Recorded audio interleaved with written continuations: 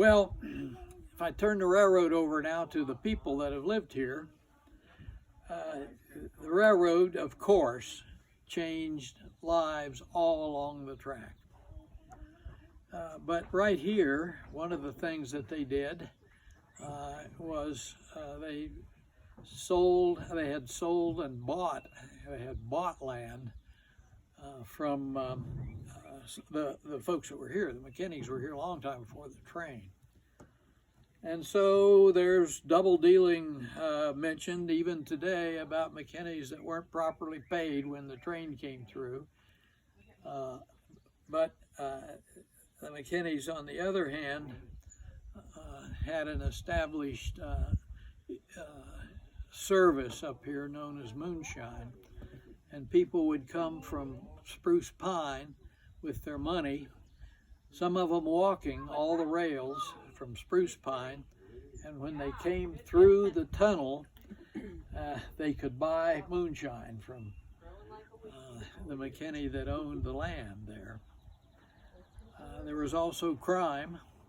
There was a fellow who was,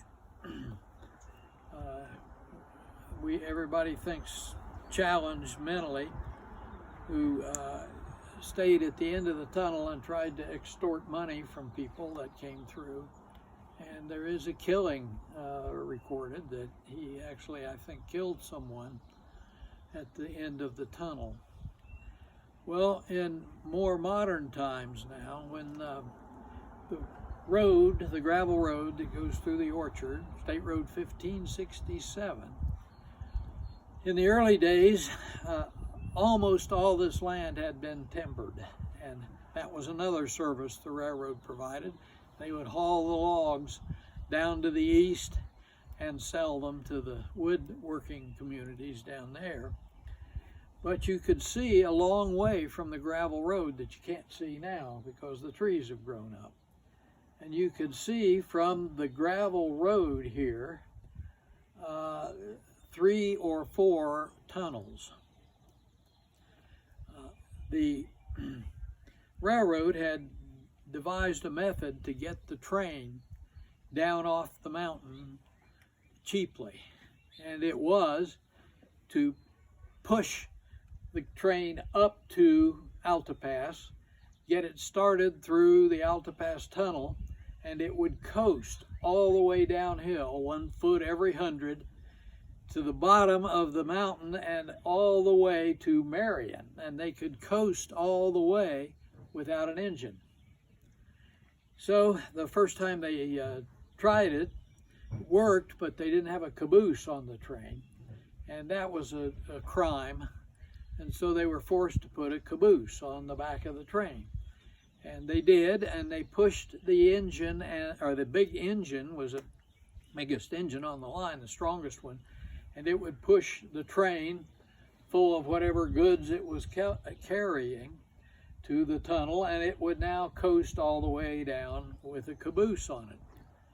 But the first time they tried to push a train with a caboose, the caboose was wooden, and the big engine and the big load, and the caboose shattered into a million pieces, and they couldn't push the caboose. So they devised another way.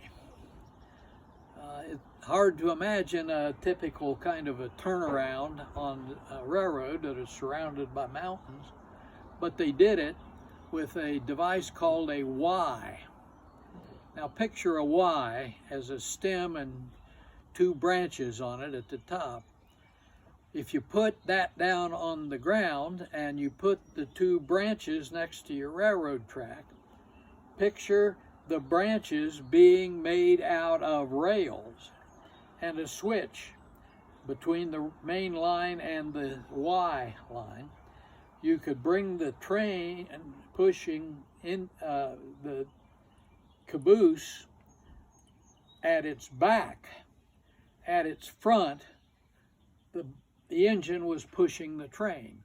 Now it would come down to that Y, it would let the train loose, and it would start boogity-boogity down toward Marion. The train would then come into one branch of the Y and back out the other, and then pretty soon the caboose would be pointed the same way the train was released. The main engine would give that caboose quite a shove, and it would go boogity boogity down the tracks and try to catch up to the main train before the law caught them with a train without a caboose. So that was called the loose caboose, and it is said that people along the gravel road watching the train be pushed through the tunnel and watching it go boogity boogity down the track could see it go through a loop, and 15 minutes later it would be coming back into view below, and then it would go through tunnels on Rocky Mountain right next to us and around the loops there. And people would make bets about when the caboose would catch up with the train. And a lot of times those people are like the people that are on the road now, which are couples trying to get better acquainted. And I'm told that there would be bets made on where the caboose would catch the train. And my surmise is that there would be real trouble if it caught it in a tunnel. The couple would then pretty much have to get married. Well, anyway, that's the story, the legend of the caboose chases.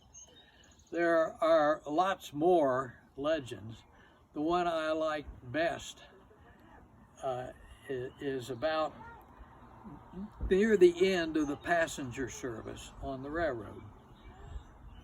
And that was near and World War II, when a lot of the men in the mountains were drafted or volunteered to go to the Army. And the railroad was having trouble getting enough station masters. And so one story about the Alta Pass station. And the station master, well, the railroad was having a lot of trouble finding enough men to man all the stations and all the maintenance along the railroad track at the beginning of World War II. And so they were struggling with that. Carl Letterman was the station master at Alta Pass, and his wife Mary was quite interested in his job and in becoming maybe a station master herself. So he was training her. And she was in the station frequently, and he was pointing out the things that she would need to learn. And one thing she noticed one day was the water was not so good. And the next day it was worse. And the water came from a spring box across the track from the station up the hill.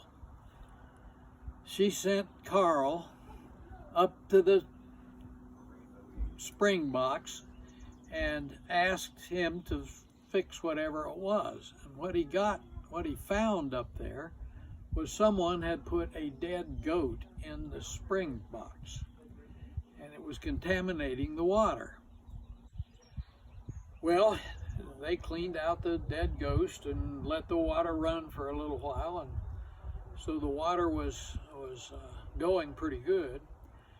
And one day, Joe Fouts, who lived right across the track from the station, came in with a knife and tried to kill Carl Letterman. Seems they'd had a feud going, and the feud was not fixed by the goat in the spring box. But Carl Letterman must have been expecting it. Without even clearing his pocket with his pistol, he shot Joe Fouts dead, stepped over the body, and strode out of the station. Well, of course, he was arrested, and the trial was held soon after the event, and he pled not guilty. self-defense. And of course he won the case and it was declared to be self-defense. But now a month or so had passed and the trial was over, and before the judge gavelled it done, Joe Fouts' widow asked the judge if he would inform Carl Letterman that he must pay for the now fatherless daughter of hers. And the judge decreed it, and the people thought it was fair because there was some question as to who was the father, Joe Fouts or Carl Letterman. And this isn't a story about Joe Fouts and Carl Letterman. It is a story about Mary Letterman. During the month that Carl was gone, the railroad agreed that Mary Letterman knew enough to be the first station master on the Clinchfield line. The first day of Mary Letterman's job was on a Monday, and it was the biggest train of the system that was coming up the hill, and she checked all the things she thought needed to be checked and proudly waved that train on as it came by the station. And the train then went, or was supposed to go, through the Blue Ridge Tunnel and down below the orchard. Instead, it went straight on a siding up to the storage area where apples were stored in order to be shipped. And that train was too heavy for the bridge across the creek, and it fell through the bridge and plop, plop, plop, 19 cars behind the train fell over off the track. Mary Letterman had been trained in what to do in an emergency. She went over and cranked the telephone.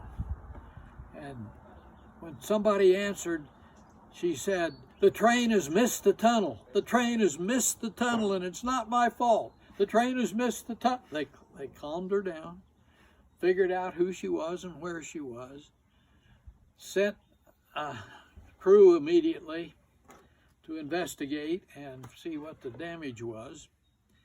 The crew got the damaged train back on track in 2 or 3 days, and their investigation showed Mary Letterman was right. It was not her fault. Someone had left a switch that she had no way to know the position of that sent that train up the siding to the apple loading platform.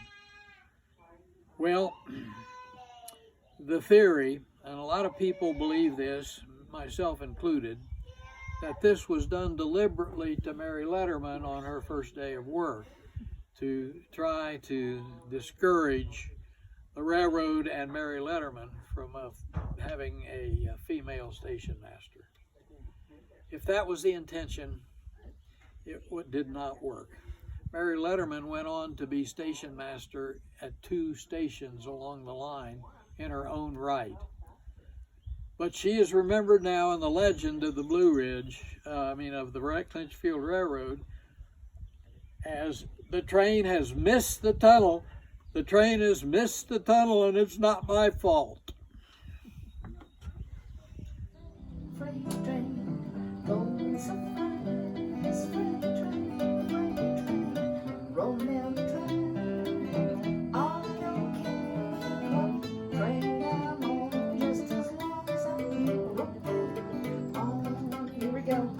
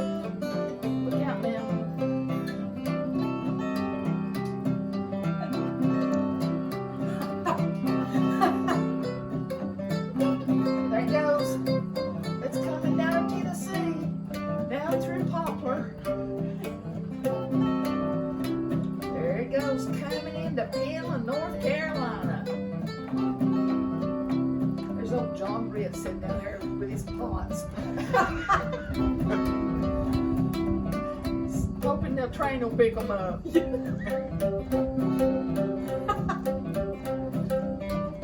it comes in the spruce vine.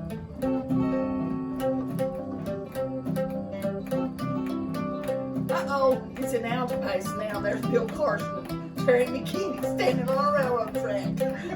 Shooting the breeze.